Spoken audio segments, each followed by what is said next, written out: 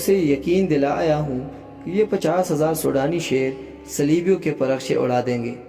لیکن ناجی چپ ہو کر سوچ میں پڑ گیا۔ لیکن کیا؟ اس نے مجھے حکم دیا ہے کہ مصر کے باشندوں کی ایک فوج تیار کرو۔ اس نے کہا ہے کہ ایک ہی ملک کی فوج ٹھیک نہیں ہوتی۔ اس نے بولا کہ مصر کے فوج بنا کر ان میں شامل کر دو۔ ناجی نے کہا، تو آپ نے کیا جواب دیا؟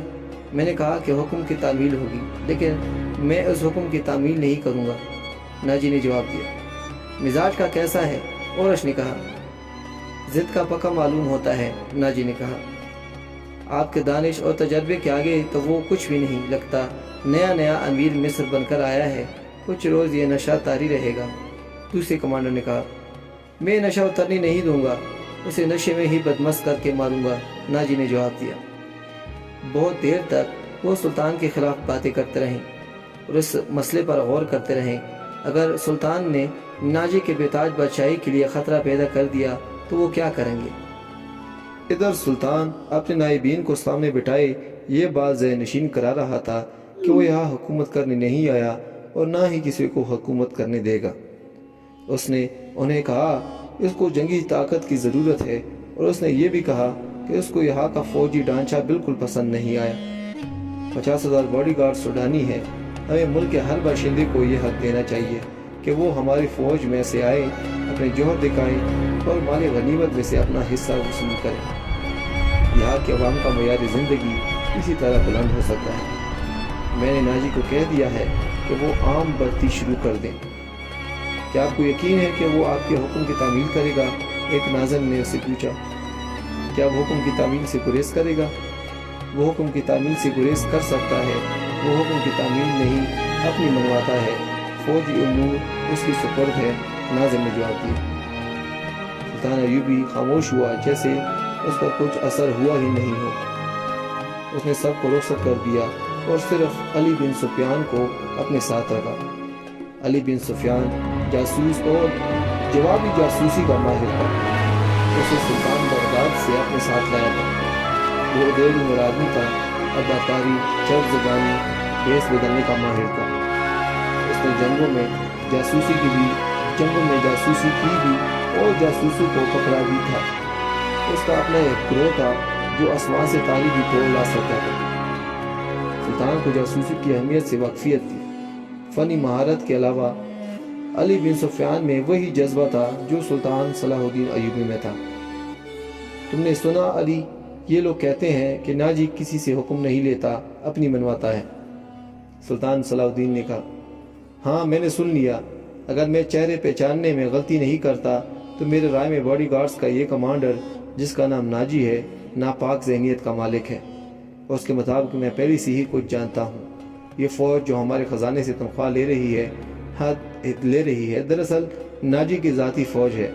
اس نے حکومتی حلقوں میں ایسی سازشیں کی ہیں جس نے حکومتی ڈھانچے کو بہت کمزور کر دیا ہے۔ آپ کا یہ فیصلہ بالکل بجا ہے کہ فوج میں ہر خطے کی سپاہی ہونی چاہیے۔ میں آپ کو تفصیلی رپورٹ دوں گا۔ مجھے شک ہے کہ سوڈانی فوج اس کی وفادار ہے نہ کہ ہماری۔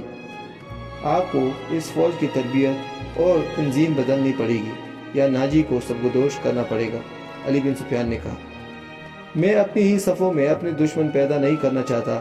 ناجی اپنے گھر کا بیدی ہے، اس کو سبکدوش کر کے دشمن بنا لینا دانش مندی نہیں۔ ہمارے تلواریں غیروں کے لیے ہیں، اپنوں کو خون بہانے کے لیے نہیں۔ میں ناجی کی ذہنیت کو پیار اور محبت سے بدل سکتا ہوں۔ تم اس فوج کی ذہنیت معلوم کرنے کی کوشش کرو اور مجھے ٹھیک رپورٹ دو کہ فوج کا ہاتھ تک ہماری وفادار ہے۔ سلطان صلاح مگر ناجی اتنا کچا نہیں تھا۔ اس کی ذہنیت پیار اور محبت کے وکیروں سے آزاد تھی۔ اسے اگر پیار تھا تو اپنے اقتدار اور شیطانیت کے ساتھ۔ اس لحاظ سے وہ پتھر تھا، مگر جیسے وہ اپنے جال میں پھنسا لینا چاہتا تھا اس کے سامنے موم بن جاتا تھا۔ اس نے سلطان صلاح الدین کے سامنے یہی رویہ اختیار کیا، یہاں تک کہ وہ سلطان صلاح الدین کے سامنے بیٹھتا بھی نہیں تھا۔ ہاں میں ہاں ملاتا چلا جاتا۔ اس نے مصر کے مختلف حصوں سے صلاح الدین کے حکم کے مطابق فوج کے لیے عام بھرتی شروع کی تھی، اگرچہ یہ کام اس کے مرضی کے خلاف تھا۔ دن گزرتے گئے، سلطان صلاح الدین نے اسے کچھ پسند کرنے لگا تھا۔ ناجی نے صلاح الدین کو یقین دلایا تھا کہ سوڈانی فوج اس کے حکم کے منتظر ہے اور یہ قوم کی توقعات پر پورا اترے گی۔ ناجی 2-3 بار صلاح الدین کو کہہ چکا تھا کہ سوڈانی فوج باڈی گارڈز کی طرف سے اسے دعوت دینا چاہتا ہے اور فوج اس کے اعزاز میں جشن منانے کو بےتاب ہے، لیکن سلطان صلاح الدین یہ دعوت مصروفیات کی وجہ سے قبول۔ رات کا وقت تھا۔ ناجی اپنے کمرے میں 2 معتمد جونیئر کمانڈروں کے ساتھ بیٹھا شراب پی رہا تھا۔ 2 ناچنے والیاں ہلکی ہلکی موسیقی پر مستی میں ناگنوں کی طرح مسحر کن اداؤں سے رقص کر رہی تھی۔ ان کے پاؤں میں گھنگرو نہیں تھے، ان کے جسموں پر کپڑے صرف اس قدر تھے کہ ان کے سطر ڈھکے ہوئے تھے۔ اس رقص میں خمار کا تاثر تھا۔ دربان اندر آیا اور ناجی کے کان میں کچھ کہا۔ ناجی جب شراب اور رقص کے نشے میں محو ہوتا تھا تو کوئی اندر آنے کی جرات نہیں کر سکتا تھا۔ صرف ناجی کو معلوم تھا کہ وہ کون سا کام ہے جس کے لیے ناجی شراب اور شباب کے محفل سے اٹھا کرتا ہے، ورنہ وہ اندر آنے کی جرات نہیں کرتا تھا۔ اس کی بات سنتے ہی ناجی باہر نکل گیا۔ وہاں سوڈانی لباس میں ملبوس ایک ادھیڑ عمر کا آدمی تھا۔ اس کے ساتھ ایک جوان لڑکی تھی۔ ناجی کو دیکھ کر وہ اٹھی۔ ناجی اس کے چہرے کی دلکشی اور قد کاٹ دیکھ کر ٹھٹک گیا۔ وہ عورتوں کا شکاری تھا۔ اسے عورتیں صرف عیاشی کے لیے درکار نہیں تھی، ان سے وہ اور بھی کام لیا کرتا تھا، جن میں سے یہ تھا کہ ان میں سے بہت سے خوبصورت اور عیاد لڑکیوں کے ذریعے بڑے بڑے افسروں کو اپنی مٹھی میں رکھتا تھا، اور ایک کام یہ بھی کہ وہ انہیں امیروں اور حکمرانوں کو بلیک میل کرنے کے لیے استعمال کیا کرتا تھا، اور ساتھ میں ان سے جاسوسی بھی کرا لیا کرتا تھا۔ جس طرح قصاب جانور کو دیکھ کر بتاتا ہے کہ اس کا گوشت کتنا ہے، اسی طرح ناجی بھی لڑکی کو دیکھ کر بتاتا کہ یہ لڑکی کس کام کے لیے موزوں ہے۔ لڑکیوں کی بیپاری اور بردہ فروش اکثر مال ناجی کے پاس ہی لایا کرتے تھے۔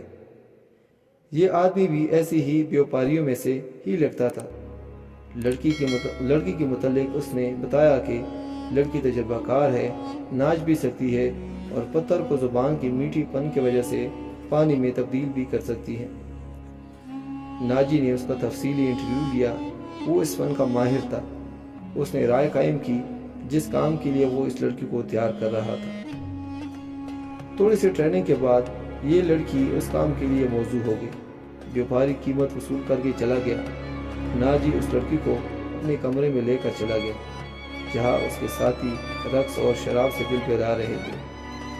اس نے لڑکی کو نچانے کے لیے کہا، اور جب لڑکی نے اپنا چوغا اتار کر اپنے جسم کو 2 بل دیے تو ناجی اور اس کے ساتھی تڑپ اٹھے۔ پہلے نچانے والیوں کے رنگ پیلے پڑ گئے کیونکہ ان کی قیمت کم ہو گئی تھی۔ ناجی نے اس وقت محفل پر خاص کر دی اور لڑکی کو پاس بٹھا کر سب کو باہر نکال دیا۔ لڑکی سے نام پوچھا تو اس نے زکوی بتایا۔ ناجی نے اس سے کہا زکوی، تم کو یہاں لانے والے نے بتایا ہے کہ تم پتھر کو پانی میں تبدیل کر سکتی ہو۔ میں تمہارا ایک کمال دیکھنا چاہتا ہوں۔ وہ پتھر کون ہے؟ زکوی نے سوال کیا۔ نیا امیر مصر، ناجی نے کہا، وہ صدر اعظم بھی ہے، سلطان صلاح الدین ایوبی۔